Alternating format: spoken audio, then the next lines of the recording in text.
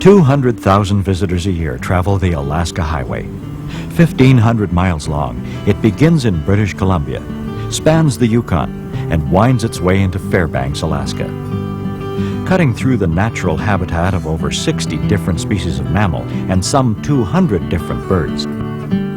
This is a road to adventure and unsurpassed wildlife viewing opportunities.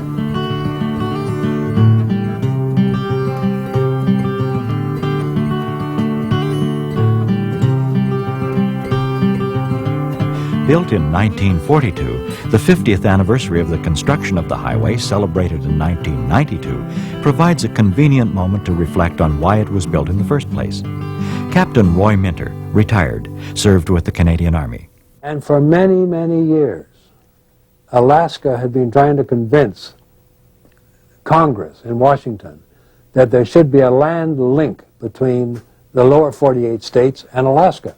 Quite reasonable. But here was this great mass of land between Seattle and Fairbanks, and this had to be breached by a road. Well, after Pearl Harbor, there was no problem. Almost overnight, the United States Army, with the approval and orders of President Roosevelt, said, build a tote road and get it moving so that we can get men and equipment and material up into Alaska to defend it. Although the highway was not required to repel foreign invaders, it did have a positive impact on transportation, exploration, and development. One downside saw an adverse effect on the wildlife. During construction, it was not uncommon for the crews to overhunt both sheep and moose. In the process, the destruction of entire populations came perilously close. In the post-war years, hunting along roadways has led to declining numbers being visible to the traveler. Today, hunting regulations make wildlife sightings more likely.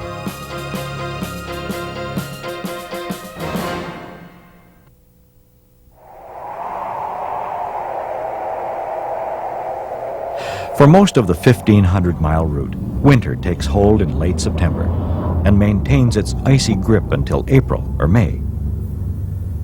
Seemingly impervious to the cold, the Yukon's territorial bird, the raven, braves even the worst weather. Sitting on their perches, here, the street lamps of Whitehorse, they command a lofty view of all they survey. Whether tormenting cats or raiding people's garbage, the raven has won the respect of many. You know, I'm very, very fascinated by ravens. They are ubiquitous in the Yukon. One sees them all over the place. The first New Year's Day I ever had in Carcross, it was so bitterly cold. It dropped to minus 55 or something. A terrible thing, temperature. And there was nobody on the street. Nobody on the street. Whether they'd all got drunk the night before celebrating the New Year or not, I couldn't say. But I looked out and the only things I saw in the street were the ravens. And I thought, there they are. No people, and yet those guys are there looking for scraps as if it was a summer's day, you know, crowding on the beach in Hawaii. And they were all there, and I thought, these birds have got something other birds haven't got, eh? They got guts. And so, oh, they're crazy. They should go somewhere else in the winter. But they're so intelligent, you see, one couldn't say they were crazy. And there they were, and I suddenly began to notice them, and I started putting them in my paintings, and I think I put them in out of respect.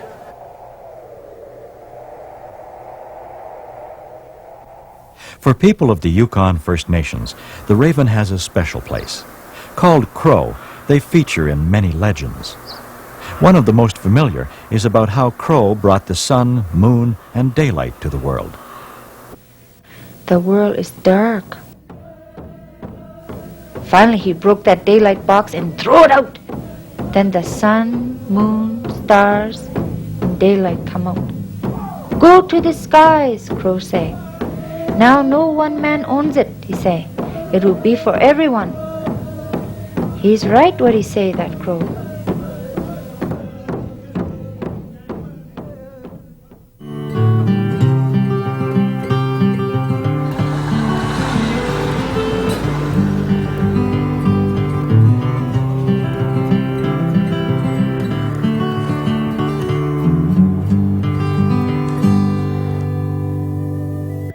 Another winter survivor is this member of the cat family, the lynx.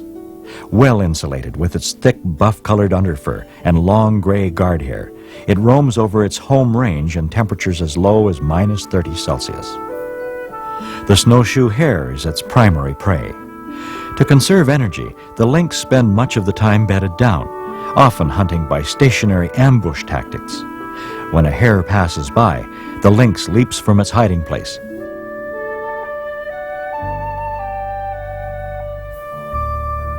When hares are in short supply, grouse, ptarmigan, and the few small mammals that are still active serve to suffice. These two kittens, bred in captivity, would have been born in March or April. 9 months later, they would be capable of hunting and establishing their own home ranges. Because the lynx is so dependent upon the snowshoe hare, fluctuations in hare population also cause lynx numbers to rise and fall. When the hare population crashes, lynx go through a 3 to 5 year low period.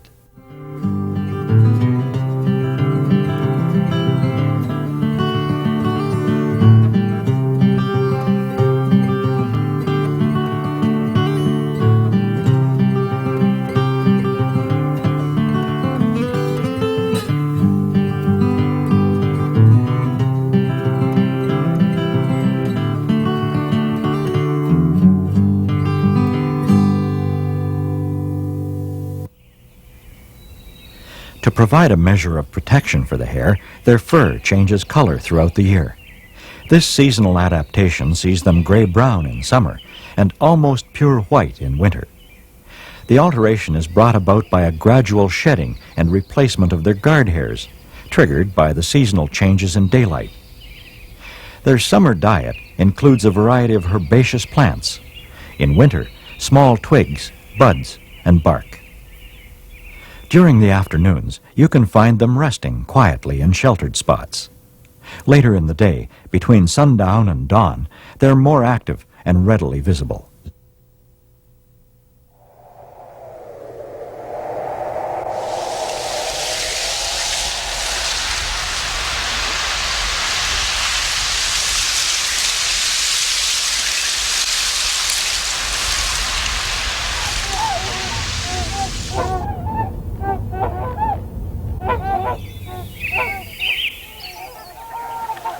The lengthening days spell the end of winter, an event highlighted by the return of waterfowl to the territory.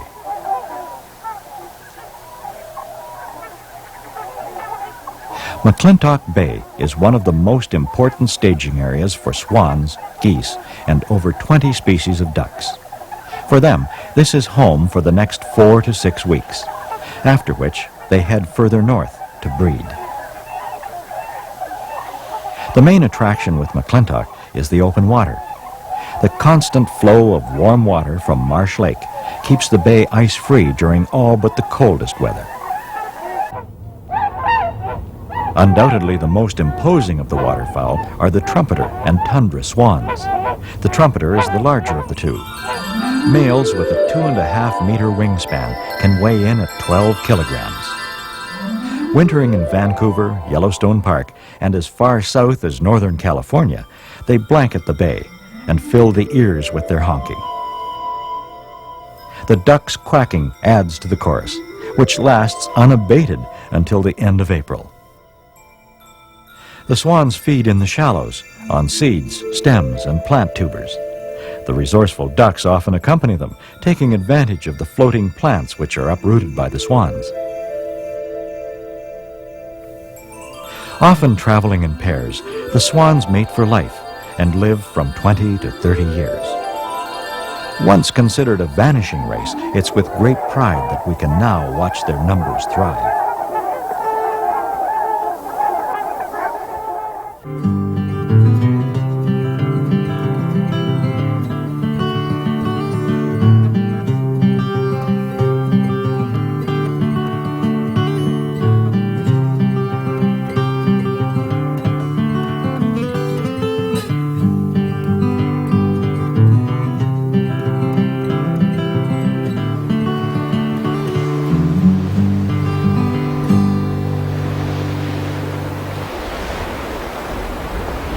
Just as the swans herald the return of spring and the profusion of waterfowl, so the crocus is the first to introduce the annual array of wildflowers.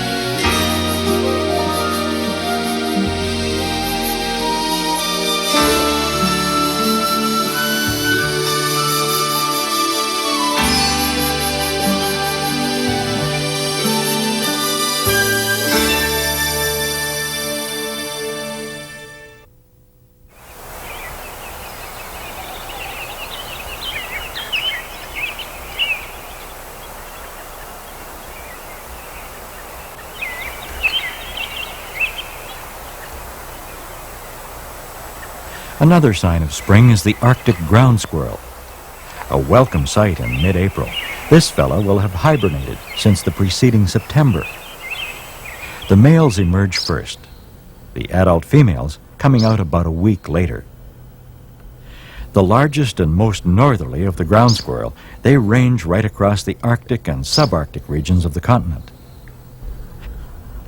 Social animals, they live in colonies in extensive burrow systems.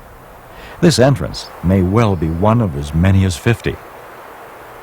Enjoying a mainly vegetarian diet, they fill up on seeds and ripening berries. Readily visible from the highway, and all too frequently on the highway, they're an important food source for wolverines, eagles, hawks, and grizzlies. One of the advantages of their colonial life is the safety afforded by having several on watch. Their shrill warning call is a familiar sound on summer afternoons. Before they retire to their burrows for the winter, they store away as much as 2 kilograms of food. When the first frosts occur, most will be safely under cover. However, in mild winters, some may still be out in November and early December.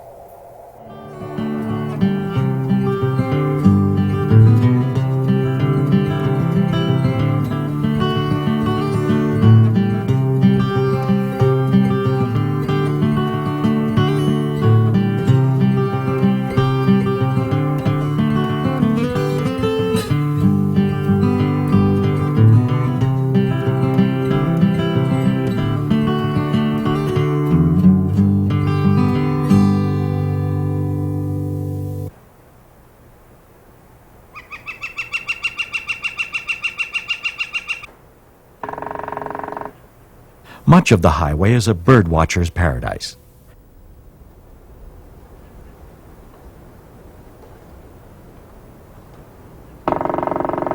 Its diverse landforms and vegetation attract more than 200 species.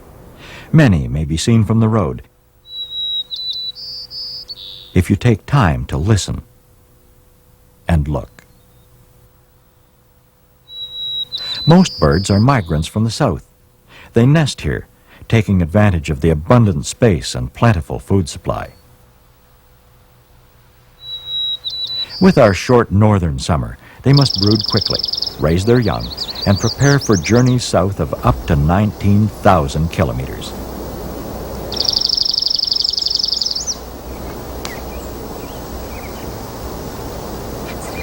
Yukon birds of prey can also be spotted from the road. Hawks and bald and golden eagles are a regular feature in much of this part of North America. Gliding along lower mountain slopes or hunting for small mammals, they can be spotted with relative ease. Another bird easy to spot is the spruce grouse, which can often be seen feeding on the ground at forest edges or pecking up grit on roadsides.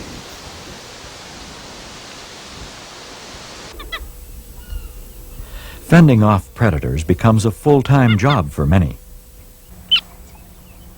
The semi-palmated plover lures attackers away by dragging its wing in a pretense of helplessness.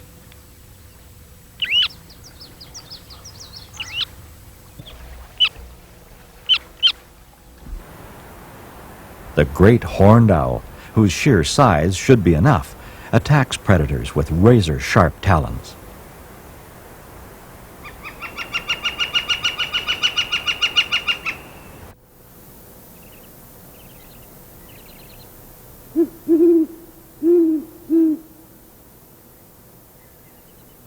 The owl's hoot is easily recognized.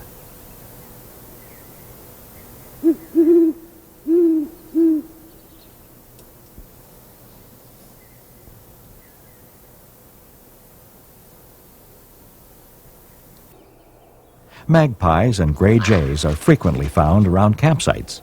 All are year-round residents which breed in early spring and take advantage of food exposed by the melting snow.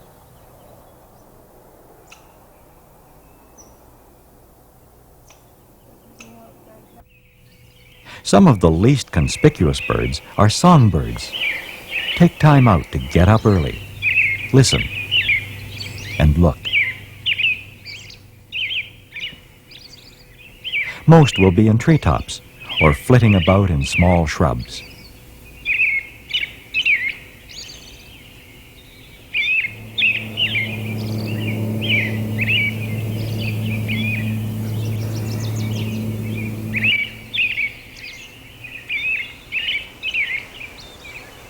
A relatively new year-round inhabitant is the wood bison, or buffalo.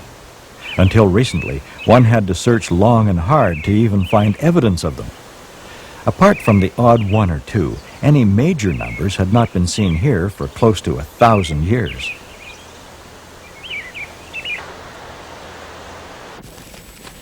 Then, in 1986, the Yukon participated in a program to remove them from the endangered species listing.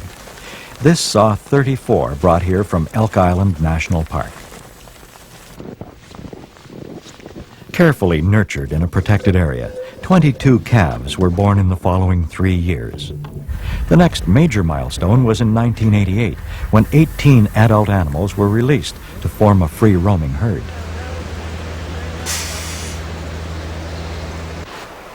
Like their prairie counterparts, they're primarily grazers, but have adapted to their woodlands environment, in which wet meadows and sloughs are the order. Of major interest is the fact that, unlike some herds, these animals are 100% disease-free, a positive feature that will be closely guarded. The animals are also well protected from hunting, and will be until their numbers reach the 200 mark. In short, this is a story of success for Yukon and the buffalo.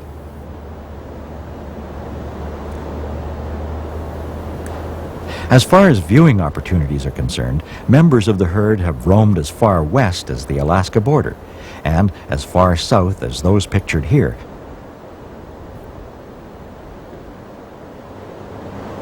In the spring of 1992, following a number of accidents between vehicles and bison, the animals were moved to a safer location off the HWY Road. Here they may still be seen.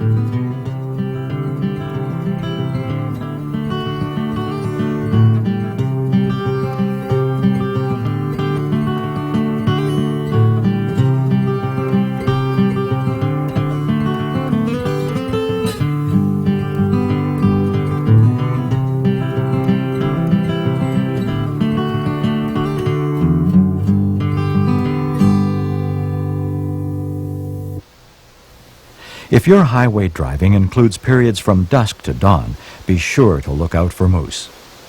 In the territory, the population is estimated at a healthy 50,000. Found primarily in southern parts of the Yukon and northern British Columbia, they're often clumped together in specific habitats.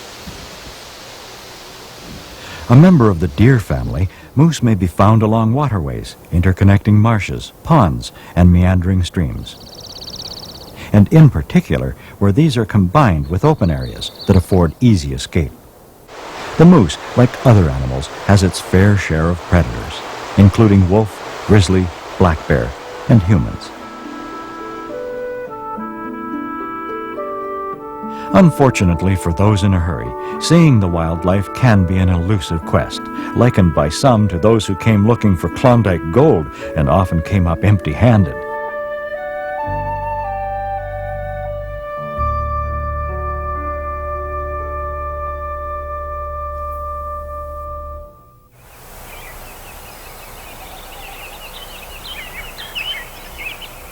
Thin-horned sheep are a true mammal of the mountains.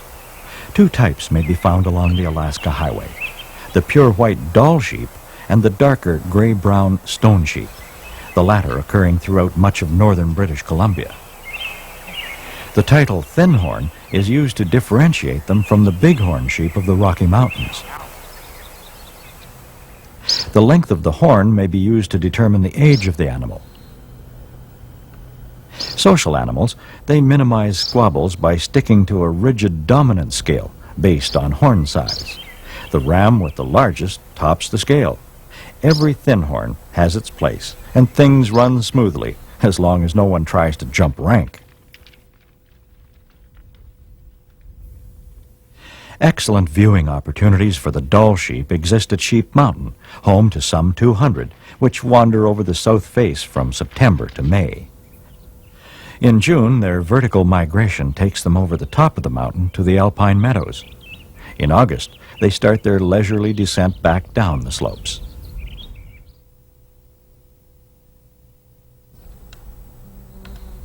The mountain serves not only to provide the necessary grazing, but also to keep predators at bay. Once they leave the mountain, they're open to attack by wolves, coyotes, and grizzlies.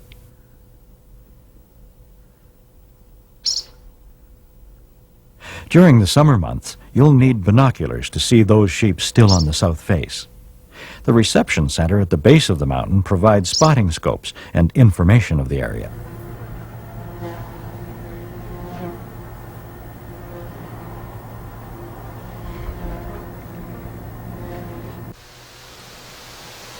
The grizzly is a circumpolar animal, a symbol of the wild. For the most part, they prefer to avoid human beings. And providing we manage our food and garbage properly, peaceful coexistence is possible. Occasionally visible from the highway, they're more likely to be seen when traveling by water or hiking. Kluane National Park is a major area of bear activity. Male grizzlies emerge from their winter hibernation in late March or early April. Females with cubs remain in their dens for about a month longer. The cubs stay with their mother for 2 to 3 years, after which they may form their own social unit and den together for a season. In midsummer, grizzlies will often be found in alpine settings, feeding on new growths of grasses and horsetails. Many are attracted to river flats, where soap berries ripen. When the fall berries ripen, a pronounced change in their lifestyle takes place. Urged by a voracious appetite and knowledge of approaching winter, they consume massive quantities and put on 1 kilogram a day. Where they have access to salmon runs, fish is high on their preferred diet. Black bears may also be seen along much of the highway. Unlike the grizzly, this is a forest bear, and it's on the edge of these areas that you're most likely to see one. Powerfully muscled, the black bear is relatively small. A typical Yukon adult male may weigh in at less than 80 kilograms. The grizzly, the only animal they consider a threat, can be 4 times that weight. Like the grizzly, summer is the hungry time for black bears. Finding berries is critical and cause for careful picking.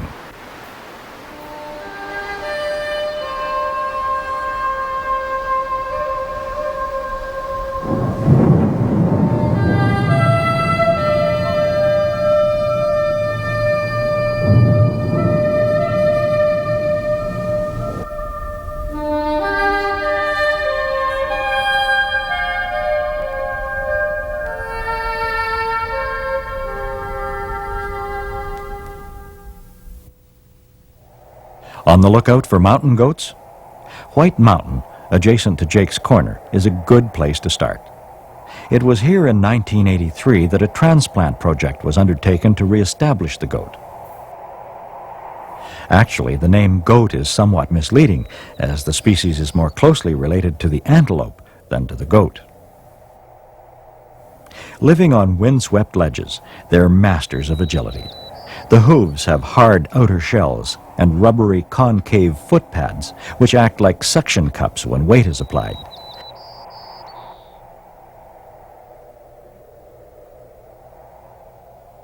Keen eyesight complements their agility. They can spot moving objects up to a couple of kilometers away. A prospective goat watcher would be well advised to take along a spotting scope or binoculars. The goat's legs are relatively short and its body heavy set. Thick white wool covers all of the body, except for short sections above the hooves. Their dark dagger-like horns and distinctive hooves stand out in stark contrast to their white body. Although the mountain goat has an average lifespan of 12 years, fewer than half the season's offspring survive the first year. Accidents on mountain slopes and eagles carrying off the young are but two ever-present hazards. Grasses, sedges, and rushes dominate the goat's diet. Foraging usually occurs at dawn and dusk. Like other ruminants, the goat spends much of its time chewing its cud.